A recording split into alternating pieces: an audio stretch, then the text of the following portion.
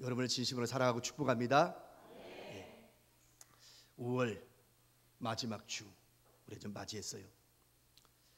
5월은 가정의 달이라는 별칭을 붙어서 이런저런 날들을 많이 겪었습니다. 그 모든 날들을 가만히 보면 직간접적으로 이 가정과 밀접한 관계가 있는 날들이었죠.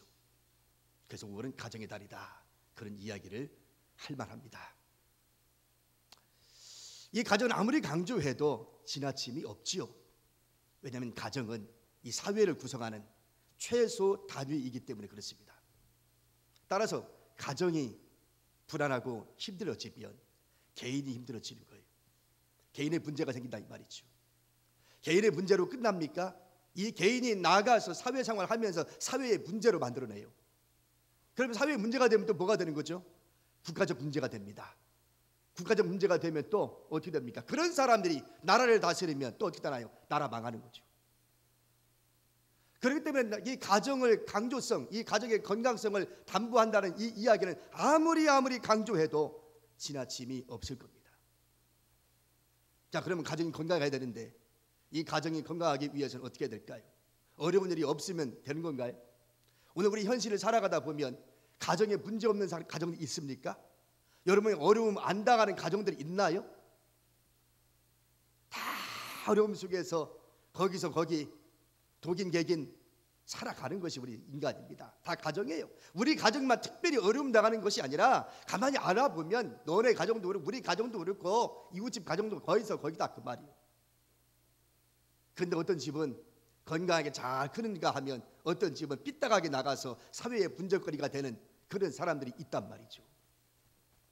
그럼 문제는 어디 있냐요?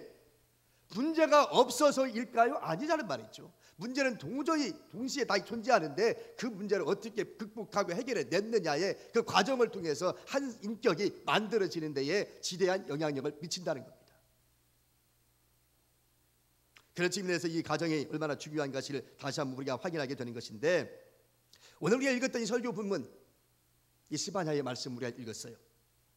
이 스바냐는 기원전 630년경에 유다에서 활동했던 선지자입니다. 이 스바냐는 당시는 북쪽 이스라엘이 이미 아시리아에 멸망을 해서 망한 지 100년이 지났고요, 남쪽 유다도 이제 40년만 있으면 유다도 망하는 그런 시점에 놓여져 있습니다. 자, 그런데 바로 이때에 누가 통치하게 되냐면 요시야라고 하는 왕이 통치를 해요. 그런데 우리가 잘 알고 있는 것처럼 요시야 왕은 어떤 사람입니까? 하나님 보시기에 아주 개혁적인 인물이고 선한 왕으로 알고 있지 않습니까? 그런데요, 이 요시야가 왕이 될 때의 상황은 결코 녹록지 않았습니다. 왜냐하면 그의 선대 왕 아몬이라고 하는 아버지가 다스릴 그때에 참으로 못된 짓 많이 했거든요. 우리 하나님께서 보실 때 이 아몬이 다스리던 그 시대를 아주 성경은 정확하게 얘기하고 있는데 몇 가지만 제가 읽어보면 이렇게 되어 있습니다. 열왕기하 21장에 가면요, 아몬은 그의 아버지 므낫세의 행함같이 여호와 보시기에 악을 행하였고 그의 아버지가 행한 모든 길로 행하여 그의 아버지가 섬기던 우상을 섬겨 그것들에게 경배했다라고 기록하고 있습니다. 그 다음 역대하 33장에도 그의 아버지 므낫세의 행함같이 여호와 보시기에 악을 행하여 아몬이 그의 아버지 므낫세가 만든 아로색인 모든 우상에게 제사하여 섬겼다고 지적하고 있습니다. 네? 탈무드는요, 이 아몬이 다스리던 이 시대를 뭐라고 얘기했냐면 이렇게 기록합니다. 아몬이 토라를 불태웠고, 토라가 뭐예요? 모세오경을 누가 불태웠고, 아몬이 누구? 요시야의 선대왕 아버지, 요시야 왕의 아버지 아몬이 토라를 불태웠고 또 제단이 거미줄로 뒤덮이도록 놔두었다라고 기록하고 있어요. 그래, 요시야 왕의 아버지는 이렇게 악한 왕이었어요. 그러니 여러분 생각을 해보세요. 각 곳에 우상을 설치해놓고 우상을 숭배하게 만들고, 그러니 하나님 보시기에 악한 왕으로 평가를 받고 있는 이 사람이 선한 왕으로서의 통치를 했겠습니까? 불보듯 뻔한 거죠. 그러니 이 요시야 왕이 될 때의 모습은 처참하게 그지없었던 거예요. 오죽하면 이 선대왕 아몬이 다스리던 통치 기간에 암살을 해서 결국은 시해를 당하고 맙니다. 통치 2년 만에. 그러니까 결국 이 요시야가 왕이 되는데요, 요시야가 왕이 될 때 몇 살이었다고요? 고작 8살이에요. 8살. 아버지를 그렇게 시해를 하고 반역을 일삼아서 결국은 아버지를 처단해버리고 요시야 왕을 세우는데 고작 몇 살이었다고요? 8살이 왕이 됩니다. 8살짜리가 왕이 되어서 뭘 할 수 있겠어요, 여러분? 정치를 알겠어요? 무슨 조직을 알겠습니까? 뭐를 알겠습니까? 그런데 그가 왕이 됐단 말이에요. 그러니 그 시기에 얼마나 혼란했을까요? 암살을 해서 아버지는 죽였지, 지금 자기는 왕이 됐지, 뭘 할 수 있겠어. 진짜 앞이 캄캄하지. 뭘 할 수 있겠냐고요. 그런데 바로 그때 하나님의 부름을 받는 사람이 나오는데 그가 누구냐고요? 스바냐. 이 스바냐가 하나님의 부름을 받아서 예언 활동을 하게 되는데, 스바냐가 하나님의 말씀을 듣고 예언을 하는데 그가 좋은 얘기 할 수 있을까요? 이런 상황인데 좋은 얘기 할 수가 없죠. 그래서 여러분 1장에 가면요, 얼마나 이 스바냐가 심판에 대해서 경고하는지 몰라요. 그 심판의 내용을 한마디로 이야기하는데 여호와의 날이 임박하다라고 얘기합니다. 여호와의 날. 그럼 여호와의 날은 뭐냐? 스바냐가 얘기하는 여호와의 날은 어떤 말이냐? 그러면 여호와의 날은, 이 여호와의 날은 좋은 날이에요? 심판의 날이에요. 하나님의 심판한 날이고 하나님께 분노하는 그런 날이에요. 근데 그 날이 어떻게 한다? 임한다. 아주요, 제가 1장부터 읽진 않았습니다만은 여러분 1장부터 쭉 읽어보시면요, 얼마나 심판에 대해서 이 스바냐가 막 외치는지 몰라요. 좋은 말 나갈 수 없죠. 나라가 썩을 대로 썩었는데. 그런데요 14절에 가면요 뜬금없이 노래하라고 나와요. 자, 14절 보겠습니다. 14절 보겠습니다. 3장 14절에요. 시온에 따라 노래할지어다, 이스라엘아 기쁘게 부를지어다, 예루살렘 따라 전심으로 기뻐하며 즐거워할지어다. 그렇죠? 뜬금없이 앞에는 막 심판에 대해서 예언을 하고 난 다음에 3장에 와서 14절의 과양꾼은 뭐라고 이야기했다고요? 노래하라고 지금 이야기하고 있어요. 스바냐가 노래하라. 시온의 딸들아 노래할지어다, 이스라엘아 기쁘게 부를지어다. 이 말씀은 공동 번역에는 뭐라고 되어 있냐면 이렇게 되어 있습니다. 환성을 울려라, 큰 소리로 외쳐라, 축제를 베풀어라. 그렇게 말해요. 참 앞뒤가 안 맞죠? 앞에는 지금 혼란한 이 틈을 타고 지금 이 스바냐가 심판에 대해서 여호와의 날이 임박했다고 선포하고 해놓고 3장에 와서는 축제를 베풀어라, 노래를 부르라 이러고 있단 말이에요. 뭐가 앞뒤가 안 맞아요, 진짜. 분위기성으로 봐도 맞지 않고. 어쩌면 참 우리나라에 왔다 간 것처럼 착각에 빠질 정도로 스바냐가 좀 그러고 있어요. 여러분 지금 우리 받은 날이 뭐라 그래요?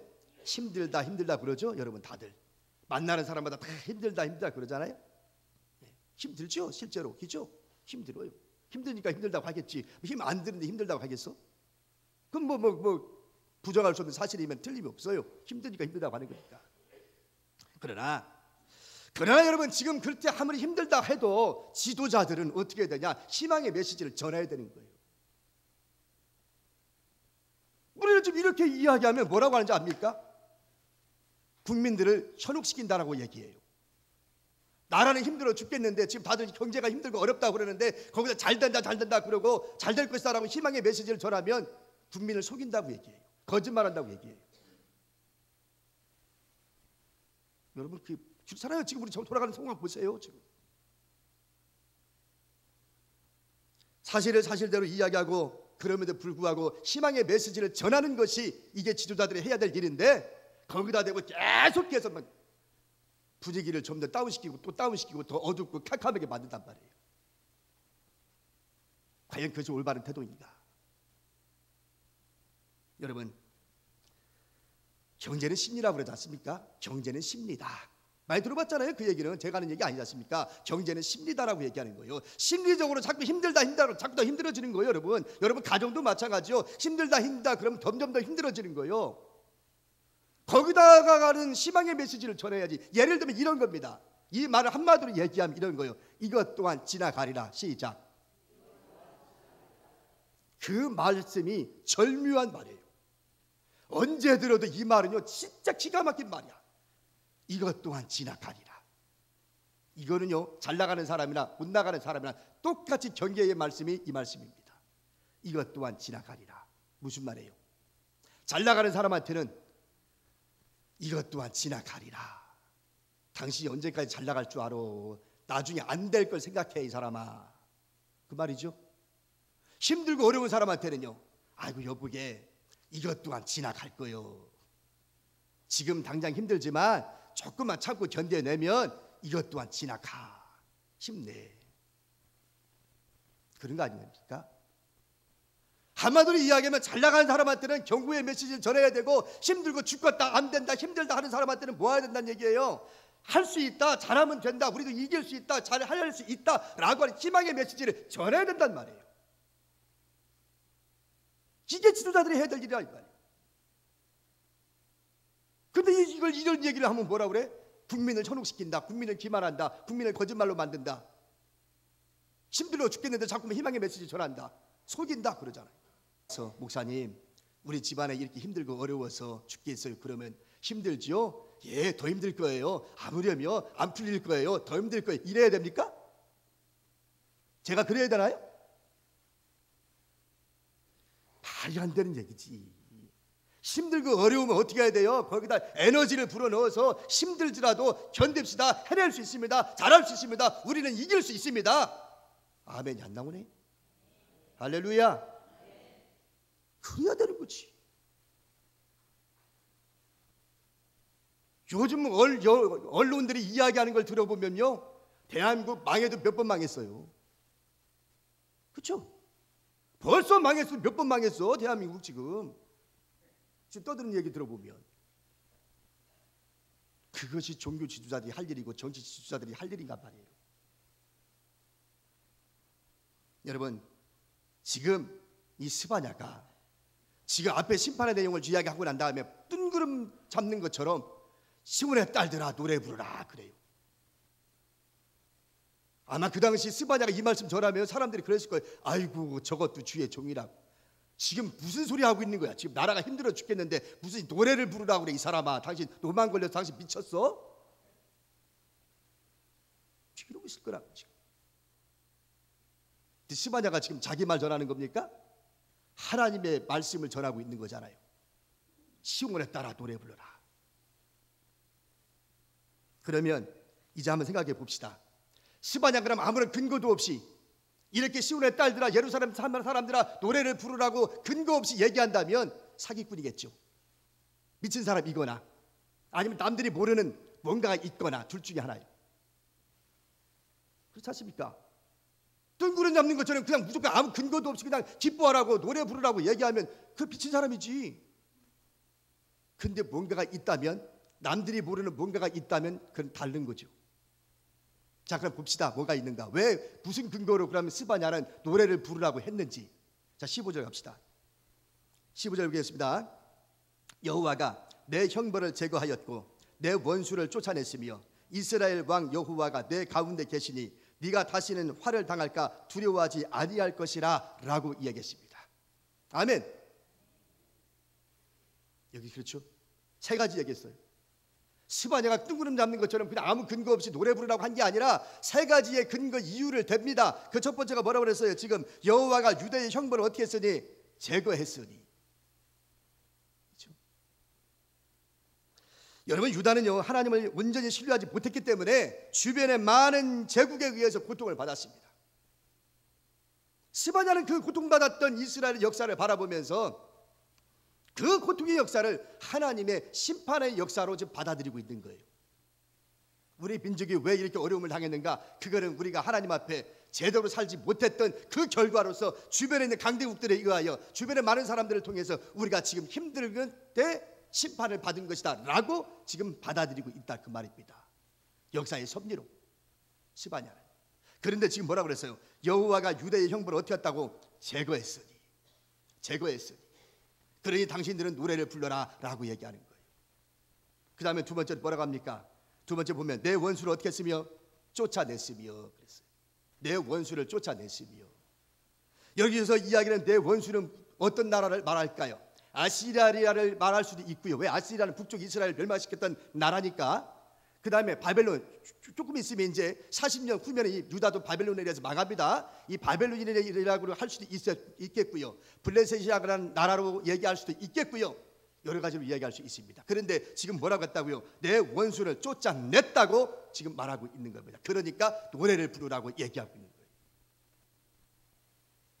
자, 그럼 여러분에게 물어봅시다. 오늘 스바냐가 지금 얘기했던 건 두 가지 얘기했어요. 세 번째는 아직 좀 이따 얘기하고, 두 가지 얘기해서 하나는 뭐 유대의 형벌을 하나님이 제거해 줬다. 그 다음에 또 내 원수를 하나님에게 쫓아냈다. 맞아요? 틀려요? 결과론적으로 보면 틀리잖아요. 내가 금방 뭐라 그랬어요? 40년 후에 이 땅은 망한다고 말씀드렸지 않습니까? 망합니다. 진짜로.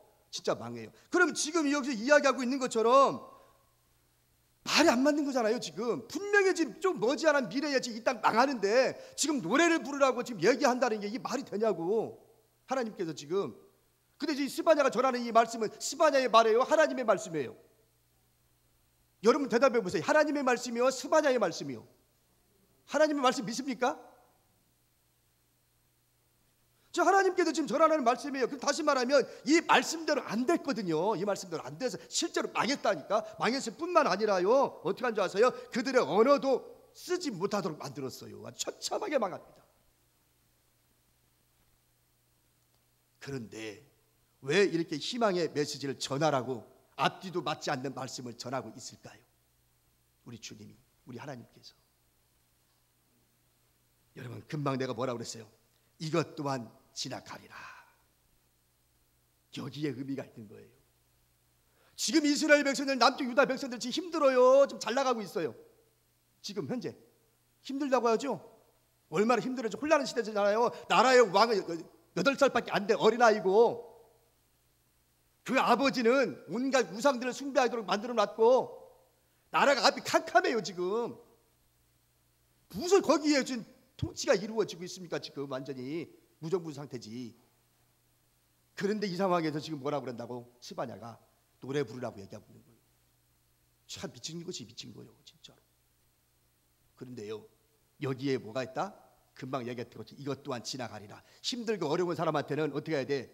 위로의 말씀, 희망의 메시지, 긍정의 에너지를 전해줘야 되는 거고, 잘 나가는 사람한테는 이 사람아, 당신이 언제까지 잘 나갈 줄 알아? 힘들고 어려울 때가 있을지도 몰라. 이 사람아, 자중해 이렇게 전하는 것이 그게 지도자라 한 말이에요. 이것 또한 지나가리라. 그러니까 지금은 어떤 말씀 전해야 돼? 힘들어 죽겠는데 거기다 대고 또 힘들다고 막 또 전해야 돼? 스바냐가? 아니란 말이에요. 그래서 오늘 우리는 하나님의 말씀을 새겨들어야 돼요. 그런 측면에서 오늘 스바냐의 이 말씀은 희망의 메시지를 지금 전하고 있는 겁니다. 그 이유를 지금 15절 끝부분에서 다시 얘기합니다. 자, 끝부분 봅시다. 이스라엘의 왕 여호와가 내 가운데 계시니 화를 당할까 두려워하지 않게 될 것이라, 그렇게 말했어요. 요 세 번째, 이게 세 번째입니다. 앞에 두 번까지 얘기했고, 이 세 번째를 지금 이야기하는데, 여기 뭐라고 그랬다고요? 이스라엘의 왕 여호와가 내 가운데 계시니 그랬어요. 내 가운데 계시니. 그런데요, 17절에 가도요 똑같이 얘기합니다. 자, 17절 가봅시다. 17절 뭐라고 되어 있어요? 너희 가운데 계시니. 이 말 나와야 안 나와요? 17절에 나오죠? 이스라엘의 여호와가 내 가운데 계시니. 이게 무슨 말이에요, 여러분? 이 말을 다른 말로 이야기하면 무슨 얘기입니까? 임마누엘이라는 얘기잖아요. 하나님이 우리와 함께 하신다는 얘기잖아요. 그러니까 지금 노래를 부르라고 이야기하고 있는 것은 뭐냐면, 이스라엘 백성들에게 스바냐가 전하는데, 당신들 힘들고 어렵지만 힘들다고 자꾸만 힘들다고 나 아이고 죽겠다고 하면 되냔 말이요. 노래를 부르라는 얘기는 왜 노래를 부르라는 거예요? 여기 말씀에 뭐라고? 여호와가 내 가운데 계시니.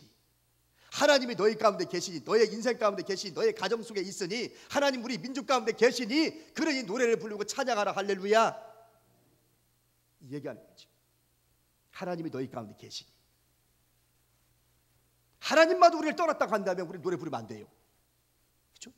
하나님마도 우리를 떠났으면 우리 노래 부를 수 없어요. 그런데 힘들고 어렵지만 우리 하나님 우리 가운데 계신다, 이 말이야. 믿으시면 아멘. 하나님 우리 가운데 계시다, 이 말이야. 이걸 임마누엘이고 현존한다는 것을 말하고 있는 겁니다. 여러분, 도대체 하나님이 내 가운데 계시다는 이 사실을 우리는 어떻게 알 수 있을까요? 하나님이 우리 가운데 계시다는 이 사실을 우리 어떻게 알 수 있을까요? 무조건 믿으면 될까요? 무조건? 아니면 성경을 많이 읽으면 알 수 있을까요? 아니면 정말 여러분들의 지금 하나님의 현존을 지금 내 앞에서 주님이 나와 함께하고 있음을 실감하고 계십니까? 반응이 없어. 하나님이 지금 여러분 가운데 함께하고 있음을 실감하고 계시나요? 아멘 한 사람들은 조금 긍정하는 것 같기도 하고, 힘이 없는 사람은 글쎄요 이러고 있는 것 같기도 합니다. 제가 보니까 말로는 예 해야 되는데, 글쎄 정말 내가 하나님의 살아계심과 내 삶 속에 지금 주님이 나와 함께하고 있음을 내가 정말 지금 느끼고 있을까? 생각해 보니까 긴 것 같기도 하고 아닌 것 같기도 하고 그러죠. 솔직한 심정으로. 맞잖아요. 여러분들 마음을 너무 정확하게 찝으니까 좀 당황스럽죠. 기잖아요, 솔직한 말. 우리 솔직해야지 왜 거짓말하면 안 되잖아. 그러니까 어떤 기독교인들은요, 그게 잘 느껴지지 않으니까요, 아예 생각조차 하나 안 한다는 거야. 그거 느껴서 뭐하게. 생각조차 하지 않냐고 그냥 기계적인 교회만 왔다 갔다 하면서 나 예수 믿는 사람이네 그러고 사는 사람들이 많아. 뭘 그런 걸 고민하냐 이거지. 그런 거를 그냥 열심히 교회만 왔다 갔다 하냐, 예배만 잘 드리면 되지 뭘. 하나님은 정말 나와 가운데 내 인생 가운데 함께하고 있는지 내가 느끼고 못 느끼고 뭘 중요하냐 이거요. 그러니까 믿음이 크질 않는 거지. 믿음의 깊이도 없는 거고. 그렇지 않습니까? 17절 말씀을 다시 한번 볼 건데요, 이 17절 정말로 다시 한번 볼 것인데 여러분 정말 주의 깊게 보실 수 있기를 바랍니다. 17절 같이 한번 봅시다. 너희 하나님 여호와가 너희 가운데 계시니 그는 구원을 베푸실 전능자이시라. 그가 너로 말미암아 기쁨을 이기지 못하며 너를 잠잠히 사랑하시며 너로 말미암아 즐거이 부르며 기뻐하시리라 하리라. 여러분, 스바냐 선지자에 따르면 하나님이 너희 가운데 계신다는 이 증거는 다른 게 아니라 하나님이 구원을 베푸실 뭐다? 전능자라고 하는 것 때문에. 하나님이 구원을 베푸실 전능자라고 하는 이 사실 때문에 우리가 뭐 한다는 거예요? 노래 부르라는 거예요. 이거 하나만 가지고도 우리 주님이 이 땅에 오셔서 맨 먼저 외친 말씀이 있어요. 회개하라, 천국이 가까이 왔느니라. 그죠? 세례 요한도 마찬가지였고, 예수님도 이 땅에 오셔서 첫 번째 말씀을 전하는데 복음의 현장 속에서 뭐라고 합니까? 회개하라, 천국이 가까이 왔느니라 이렇게 전합니다. 다른 말로 이야기하면 이 말씀도 같은 뜻인데 무슨 말이냐? 여러분의 구원이 하나님의 나라가 임하였다는 것을, 회개하라 천국이 가까이 왔다는 이야기는 이미 메시아가 여기 왔으니까 하나님의 나라가 임했다 이거예요. 다시 말하면 메시아가 여기 없으면 하나님의 나라는 나와 관계가 없는데, 이미 하나님의 나라는 이루어졌다는 것은 메시아가 여러분 보는 앞에 내가 있지 않냐 이 말이에요. 내가 메시아니까. 이게 하나님의 현존이라는 거예요. 하나님 우리 가운데 함께하고 있다는 거죠. 그게 증거라는 거예요. 그런데 이것을 느끼는 사람이 있고요, 전혀 못 느끼는 사람이 있고요, 또 어렴풋이 느끼는 사람이 있어요. 왜 그럴까요? 왜 어떤 사람은 정말 확실하게 느끼는 사람이 있는가 하면 어떤 사람은 전혀 못 느끼고, 어떤 사람은 글쎄 어렴풋이 느끼는 사람이 있고. 왜 그럴까요?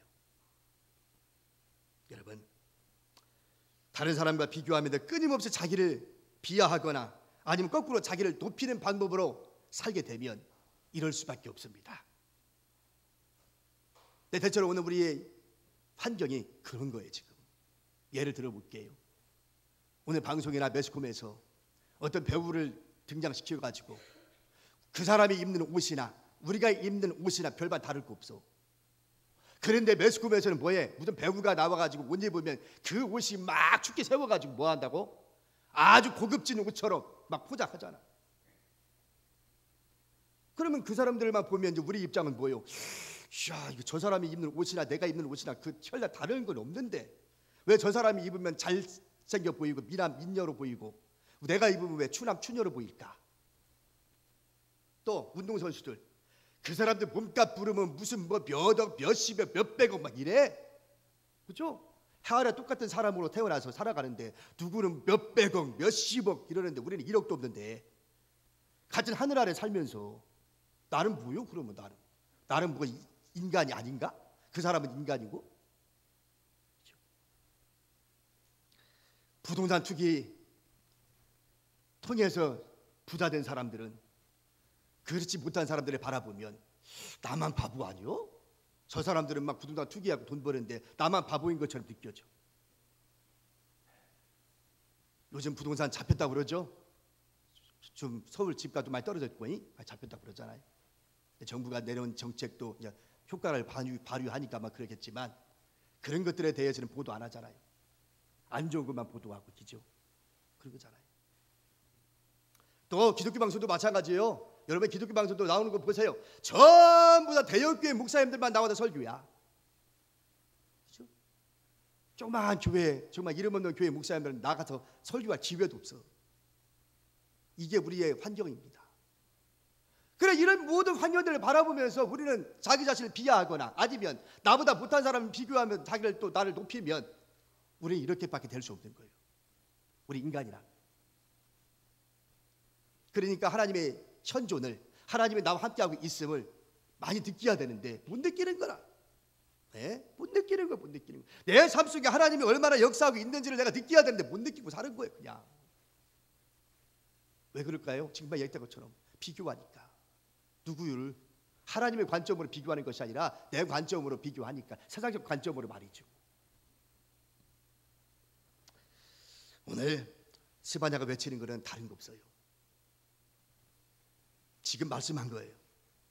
정말 하나님이 우리와 함께 계시는 그 이유 하나만 가지고도 우리는 노래할 수 있다.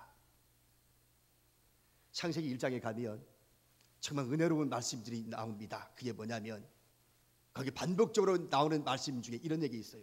하나님이 이르시되 뭐뭐뭐 되니라. 반복적으로 나오죠.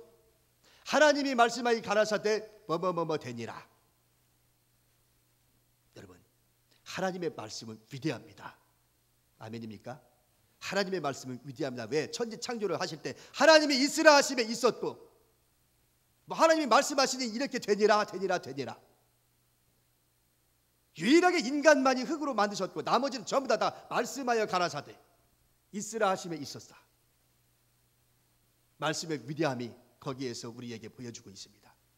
그럼 하나님의 말씀만 위대합니까? 오늘 저와 여러분이 하는 이 말도 위대합니다. 할렐루야. 여러분, 이 말의 위대함을 내가 이야기할 때 떠오르는 말씀이 있습니다. 민수기 14장 28절. 자, 같이 읽어봐요. 시작. 그들에게 이르기를 여호와의 말씀에 내 삶을 두고 맹세하노라. 너희 말이 내 귀에 들린 대로 내가 너희에게 행하리니. 얼마나 무서운 말인지 몰라요. 하나님이 말씀하시니 되니라 되니라 되니라 그랬는데 우리 주님이 하실 말씀이 뭐라고 하냐면 너희 말이 내 귀에 들린 대로 내가 행하겠다라고 말하고 있어요. 그러니까 여러분과 내가 말하는 대로 우리 하나님께서 일하신다 그 말이요. 따라서 이 말을 뒤집으면 내가 긍정적인 에너지의 말을 많이 하면, 창조적인 말을 많이 하면 나도 긍정적인 에너지가 넘치는 정말 성공적인 인생이 되는데, 안 된다, 못한다, 할 수 없다라고 부정적 얘기만 하면 내 인생도 부정적으로 될 수밖에 없다 그 말이에요. 너희 말이 내 귀에 들린 대로 내가 행하리라. 하나님의 말씀만이 위대한 것이 아니라 여러분과 내가 이 입에서 나오는 이 말씀도 대단히 위대하다는 말씀이에요. 그러니까 오늘 스바냐가 하는 얘기예요. 시온의 딸들아 노래하라. 지금 힘들고 어려운 거 안다. 그렇다고 힘들다고 어렵다고 아이고 죽건데 아이고 죽건데 그러는 게 아니다. 노래하라 노래하라. 여러분, 욥이 고난의 대명사 아닙니까? 욥만큼 고난당한 사람 또 어디 있어요? 인간으로 태어나서 다 얘기할 수 없습니다 지금. 근데 욥이 그 많은 고난 속에서 이렇게 고백을 합니다. 뭐라고 고백하냐면 이렇게 하지요. 내가 주께 대하여 귀로 듣기만 하였사오나 이제는 눈으로 주를 배웁나이다. 그러므로 내가 스스로 거두어 드리고 티끌과 제 가운데서 회개하나이다 라고 고백을 해요. 내가 옛날엔 귀로만 들었던 우리 하나님을 내가 지금은 뭐 한다고요? 눈으로 보나이다. 새 친구들이 와가지고, 정확하게 얘기하면 내 친구들이 와가지고 욥에 대해서 이렇군 저렇군 막 주거니 받고 막 이야기를 하는데 욥은 처음에는 계속 방어만 했어요. 그러다 보니까 하나님에 대한 진실한 눈을 뜨지 못했어요. 그런데 나중에 뒤늦게 와서 이 욥이 깨닫습니다. 그래서 옛날에는 내가 귀로만 들었던 하나님을 이제는 내가 눈으로 보나이다 라고 하면서 완전히 뒤집어져요. 그래서 42장에 가면 욥이 처음에 받았던 그 축복보다 갑절의 축복을 받는 장면이 나옵니다. 욥이 실패자였던 사람이 성공자의 삶으로 마감을 짓는 것은 뭘까요? 여러분 17절 말씀 다시 봅니다. 너로 말미암아 기쁨을 이기지 못하고 너를 잠잠히 살아가며 너로 말미암아 즐거이 부르며 기뻐하신다고 우리 주님이 말했습니다. 하나님이 우리로 말미암아 기쁨을 이기지 못한다는 것이 참 인상적이에요. 다른 말하면 우리가 하나님이 기뻐하실 정도로 하나님의 이 현존을 내가 실감하면서 살아가야 된다는 것을 우리에게 말씀하고 있는 거예요. 여러분의 삶 속에서 하나님이 나와 함께하고 있음을 느끼면서 살고 있습니까? 오늘 이 시간에 그것이 느껴질 수 있기를 축원합니다. 여러분 여기 말씀하신 것처럼 너희 하나님 여호와가 너와 함께 계시니 이 말 한마디만 가지고도 우리는 희망의 메시지를 전하고 희망을 갖고 살아야 할 줄로 믿습니다. 이것이 오늘 저와 여러분에게 주어진 하나님의 말씀입니다. 이제 오늘 우리가 통솔하며 한번 기도합시다. 하나님 이 시간 우리 민족이 힘들고 어렵고 나라가 힘들고 어렵고 각 개인마다 가정마다 문제없는 집안은 없지만 우리 하나님께서 이 시간은 우리가 구원을 주시는 하나님이 우리와 함께 계시니 모든 것이 회복될 줄로 믿습니다 라고 한번 우리가 한번 주여 세 번 부르고 통솔하며 기도하겠습니다.